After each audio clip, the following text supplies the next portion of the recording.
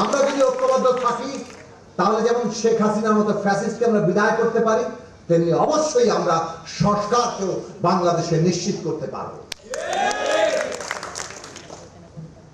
যদি কোনো বিষয়ে ঐক্য না হয় তাহলে সেটা নির্বাচনে যাবে, আপনাদের মতামতের জন্য যাবে। আসল ঐক্যবদ্ধ হই বাংলাদেশের সংস্কারের পক্ষে। যে সংস্কার আমাদের রাষ্ট্রকে গণতান্ত্রিক করার জন্য দরকার, আপনার ভোট তখন হবে সেই সংস্কারের পক্ষে ভোট দেওয়ার হাতিয়ার। আপনার ভোট হবে সেই সংস্কারকে প্রতিষ্ঠা করার একটা পদক্ষেপ, কারণ আপনার হাতেই তখন ক্ষমতা দাঁড়াবে।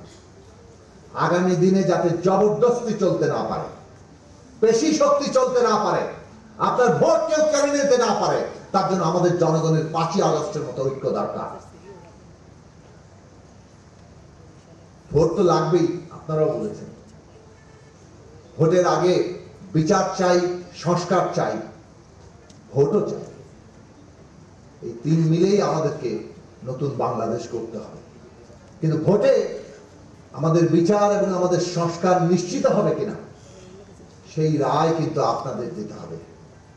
সেই রায় বাংলাদেশের জনগণ দেবে, এবং সেই রায় যদি আমরা যথার্থ দিতে পারি তাহলেই আগামী দিনের বাংলাদেশ গণতান্ত্রিক বাংলাদেশ হবে, এবং সেইটাই গণতান্ত্রিক বন্দোবস্ত হবে। কাজেই আমরা পরিষ্কার করে বলতে চাই, বাংলাদেশে এই দেশের মানুষের যে মুক্তির লড়াই, 1000 বছর ধরে যে লড়াই চলেছে, যে লড়াই 47 সালে হয়েছে, যে লড়াই 52 সালে হয়েছে, যে লড়াই 1969 সালে হয়েছে, 71 সালে হয়েছে, 90 সালে হয়েছে, 24-এ এসে সেই লড়াই আরেকটা নতুন ধাপে এসেছে। বহুবার লড়াই ব্যাহত হয়েছে। লড়াই কেন ব্যাহত হয়?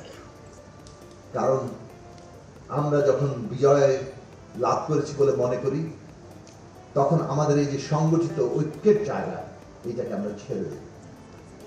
আমরা ভাবি যে বিজয় তো নিশ্চিত হয়ে গেছে, কিন্তু বিজয়কে ধরে রাখা, বিজয়কে সত্যিকার অর্থে প্রতিষ্ঠা করা এবং প্রতিদিন তার সুরক্ষা দেওয়া, পাহারাদারি করা, তার জন্য রাজনৈতিক শক্তি দরকার।